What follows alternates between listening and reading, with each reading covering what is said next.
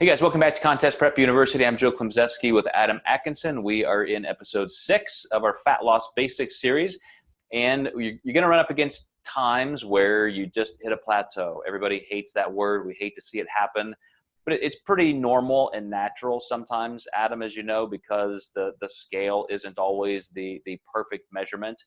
Sometimes, especially, and I'm a data collector, I love to see the numbers, daily weight, so we can look at net averages, net weekly average, net monthly average. But sometimes you got a weird high day that kind of skews the data, and all of a sudden you don't have an accurate representation. So I don't like to create these knee-jerk reaction scenarios where it's like, oh, you didn't lose this week, let's start hacking, food out and increase cardio.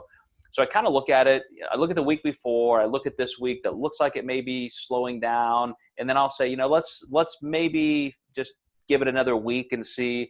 And oftentimes that next week is where that big loss comes into play statistically. So in reality, you probably lost about the same amount both weeks, and then it just kind of showed up on paper a little bit lopsided. But that's the first principle I would say, is always make sure you are truly seeing a slowdown. And that whole term set point, I'll let you describe, but at least that's the first thing I'm looking at, is just being cautious and make sure I'm interpreting things correctly. Yeah, and the set point phase is usually where the grind kind of starts in prep. Basically, you are at a point where your body is just very efficient now, and it's very hard to break past that. For me, that was always around the 188 mark, and my contest weight was my last contest weight was maybe an embarrassing 167. But yeah, that set point from 188 down to, that last basically 20 pounds was very hard to get off for me. I would maybe lose at 3/4 of a pound a week. So I always had to err on the side of caution to have enough time for that slower amount of loss there.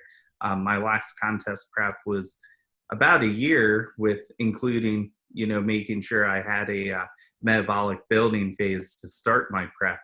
So with that being said, when you're looking at those weekly averages, I have found something recently that has helped me a lot. Instead of just waiting for a whole week to go by with a client, I might have them check in another 3 days versus just say, see you next week, just in case, maybe I do want to make a move, or maybe we need to, look at food sources, look at cardio, look at daily activity, things like that, to make sure we keep them progressing.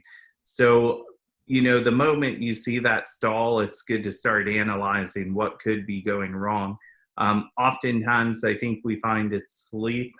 Sleep seems to be something neglected by competitors. When you're doing cardio, when you're doing food prep, when you're dieting and training, you only have so many hours in the day.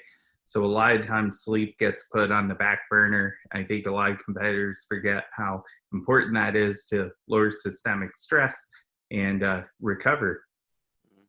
Absolutely. And the set point that you described as you began there, Adam, it's just normal biology. I know it's called set point theory, but it's real. As soon as your body fat cells get to a certain level of depletion, there's going to be some hormonal changes, and your body is going to slow down to conserve energy.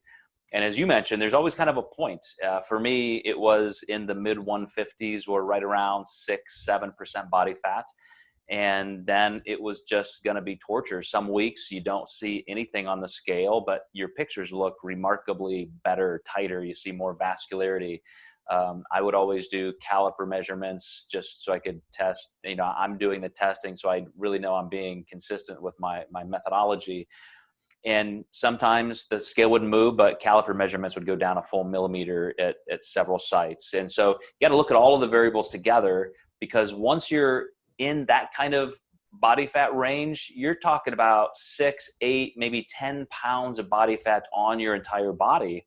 And as just a form of mass, you're not going to see that much loss on the scale, but you could lose 10 or 20% of your total body fat, and that visual appearance is going to be dramatically different. So definitely, as Adam said, prepare in your scheduling and your time frame for a slowdown at the end, but also don't put all your money just on the number on the scale. You got to look at the visuals. You got to look at what the judges are going to see. I'm glad you mentioned thyroid levels, because how often do we see clients get blood work and we do see skewed thyroid levels that just really need more time for that client to be in the off season to see those improve.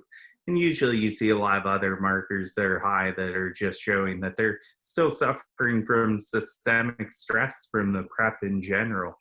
You know, one thing that I think we should mention in closing is you could even save time in the diet, manage the entire process so that you can do small diet breaks, which could be just as low as a week, just where you bring calories up to maintenance levels for a week and then come back down.